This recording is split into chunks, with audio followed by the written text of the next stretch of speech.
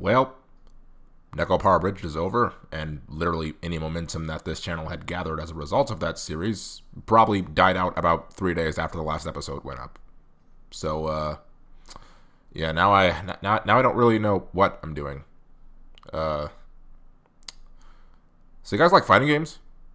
No?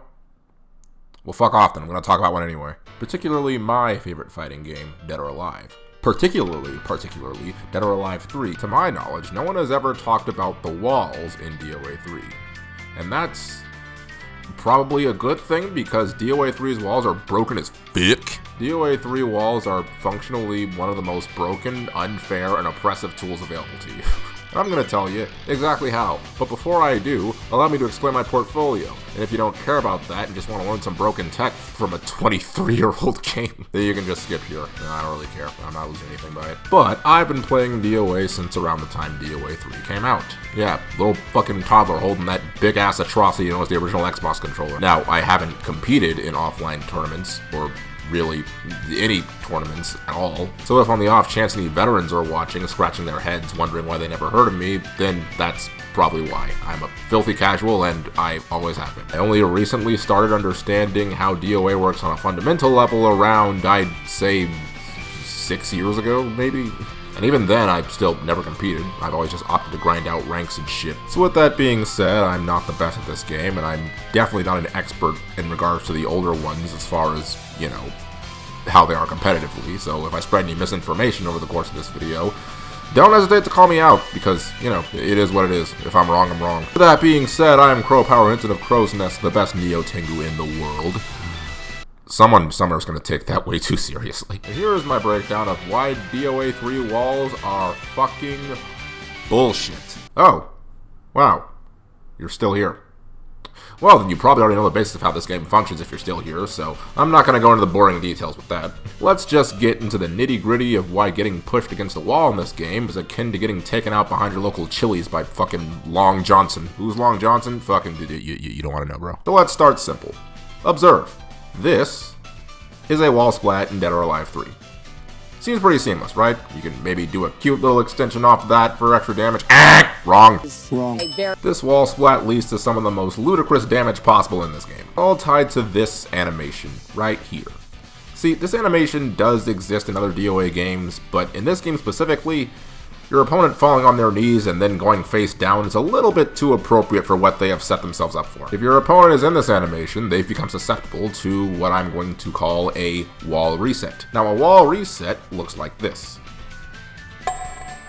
Now, if you already aren't getting up to change your now shit-filled boxers, let me explain why you should be. By simply jabbing the opponent off the wall during the wall reset animation, it completely restands them while maintaining their critical stun. And this isn't a tiny reset either, it's a complete reset of their stun meter as well. And if you want a visual representation of what you can do with this reset, it looks something like this.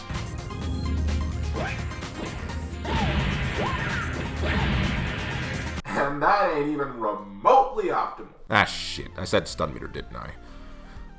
Great, guess I gotta explain that now. See, in DOA, your stun meter is an invisible sort of meter that fills up the more you are hit while in critical stun. If you're hit too many times in critical stun without being launched, you reach what is known as your stun limit, meaning you just harmlessly fall out of whatever combo you're in and probably get reset after mashing on wake up because you fucking suck. But if you get wall reset, it also resets your stun limit. So you can essentially eat an entire new Denny's Grand Slam worth of mix that you'd better know damn well how to hold out of, because this game came out in 2001, back when fighting games didn't believe in fucking health bars. And the reason this tech is super devastating in this game specifically is because DOA 3's stun limit is remarkably short. One of the shortest in the game's history. Since you couldn't keep opponents stunned for as long, as a result of that, combos leading up to your inevitable liftoff are much shorter. Yeah, this ain't no 5 last round where you get stun locked for 5 minutes waiting to either get launched, critical bursted, or have your spine blown out your ass by Tina. Fisherman's Buster! But in action, a full, proper wall reset combo looks something like this.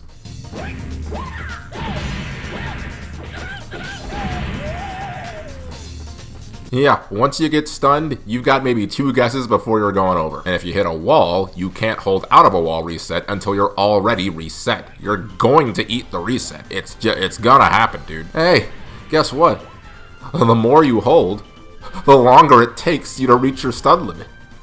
So if you don't know the mix, and your opponent knows that, they'll just extend their combo even more and light you up for even longer. And it's not just the danger zone walls that cause this wall reset animation. You can do it off of any wall in this game that isn't breakable. Yeah, go fucking figure, the walls in DOA 3 essentially function like goddamn break blows.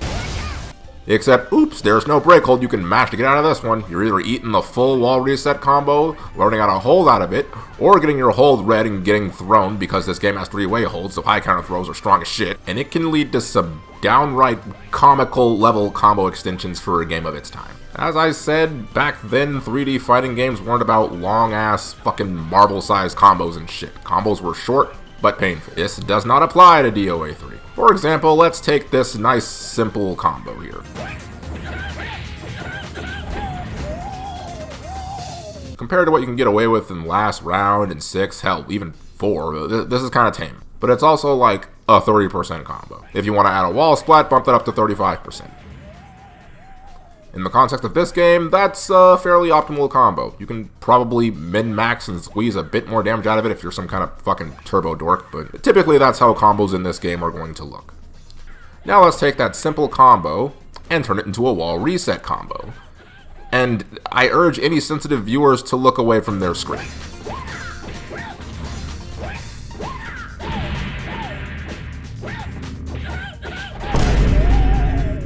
Yep.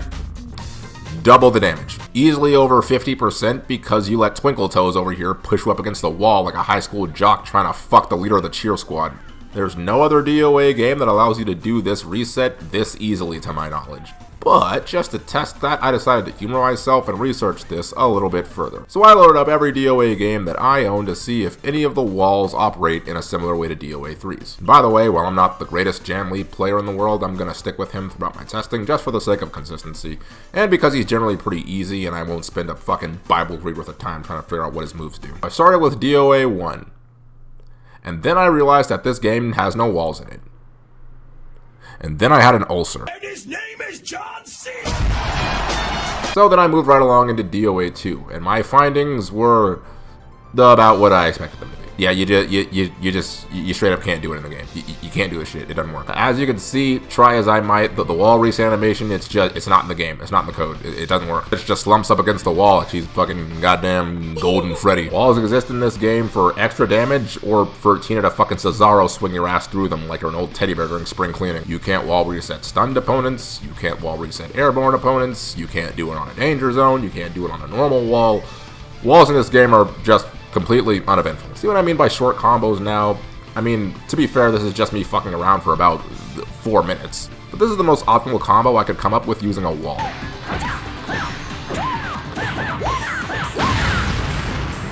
That's like 40% for that boneless, sauceless ass fucking combo. God, DOA 3 was better. Like, can I just say it? No, fuck you. I'll say it anyway. DOA 3 was better. So, normally this is where I would put DOA 4. But I don't own DOA 4. So if anyone does and wants to test this themselves, I'm more than thrilled to know what you come up with, but I can't do it right now, so we're just gonna skip over it. Moving on to Dead or Alive 5 last round. The results here got a little more interesting. You still can't wall reset after your opponent's already been launched, so pretty typical, but you can almost do it the way it's done in 3. It triggers that signature animation, but if you jab them out of it, they just kind of do that. Now you could feasibly do a knockback mid and wall splat them again, but you're not getting a full reset combo off of that. And I think all of you should be incredibly thankful for that. If this fucking coked out build a combo ass game with a stun meter that's twice as long as the other one, factoring in some of the stages that have deaths and pots and shit that practically give you a full reset already, in addition to letting you cash out the stun you've accumulated like a fucking gambling addict in a casino. With all that, if you could fully reset your combo and your opponent's stun meter with a simple jab after a wall splat, I'd be picking Dojo for the rest of my life. Fuck that. Don't need fucking stun into wall reset, into stun, into critical burst, into stun again, into launch, into whatever the we're fine, guys, I promise, we're fine. Now with that being said, last round is just a very deep game in regards to its characters, how many moves they have, how many stages there are, how all their moves interact with each other. yada yada, etc, etc. But I'm sure there's some scenario where you could realistically wall reset someone in the same way as in DOA 3. So I'll leave this game as it being plausible.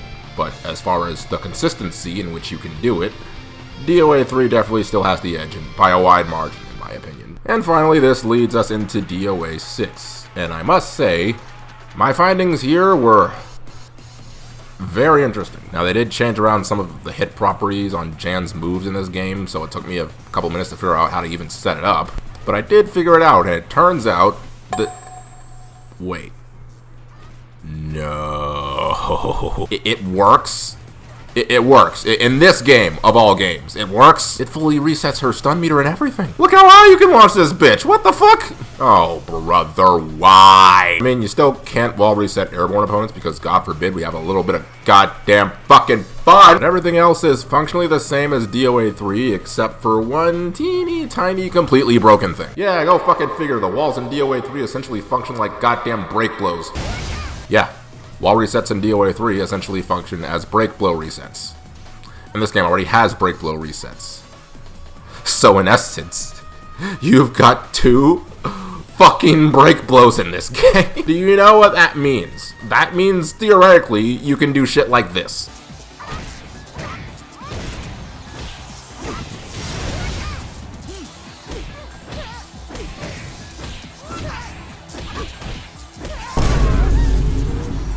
That's probably not even optimal.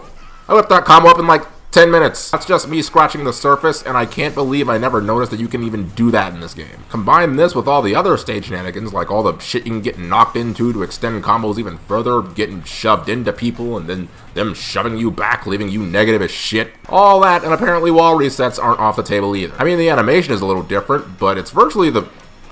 Wait. The animation is different. The animation is different. You can hold out of it before you get reset. And if you can hold out of it, then that means